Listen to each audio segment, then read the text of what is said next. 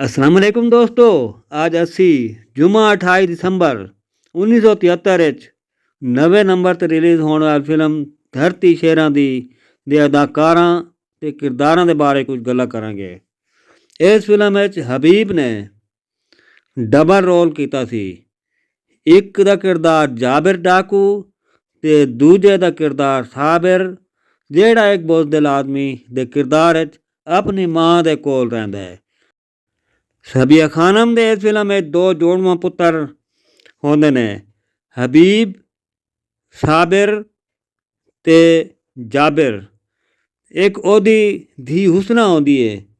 सबिया खानम ने इस फिल्म में गरीब औरत ते अजमल खान की बीवी का किरदार किया सी।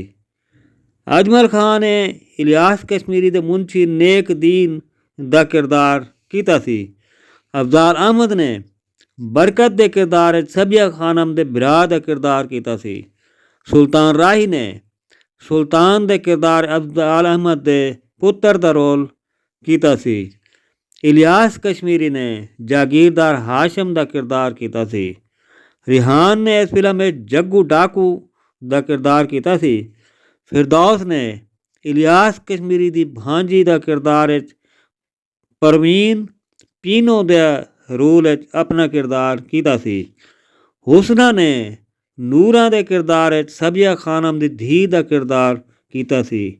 इलियास कश्मीरी रिहान के हथों अपने यार ते हर तरह दे बुरे काम ओदा साथ देने वाले अजमल खान को कतल करा के ओदी बीवी सबिया खानम नूं निकाह दी आफर भेजदा है। इलियास कश्मीरी सुल्तान राही दे बाप नूं कतल करा के झूठा केस सुल्तान राही ते पा के उन्होंने जेल भेज देता है। अफजाल अहमद ने इस फिल्म में सुल्तान राही दे बाप का किरदार किया सी। अगे की होंदा है इस फिल्म की पूरी मालूमात नूं जान लई तुसी अपने वेलकम स्टूडियो चैनल ते जाओ। चैनल तुहाडा इंतज़ार कर रहा है। उस चैनल ते हर फिल्म की मुकम्मल मालूमात म्यूजिक के नाल तुहानू मिलेगी। तुसी साढ़े चैनल नूं सबसक्राइब करके घंटी वाले बटन दबा के आल ते क्लिक करो। दोस्तों, इस फिल्म के कुल 7 गाने रखे गए सन। ते दोस्तों, ये सी फिल्म धरती शेरां दी दे बारे कुछ हल्की जी मालूमात। जिंदगी रहे तो किसी होर फिल्म की वीडियो के नाल असीं फिर मिलांगे। अपना बहुत सारा ख्याल रखना दोस्तों। मार मुनीर नूं इजाज़त दो। अल्लाह हाफिज़।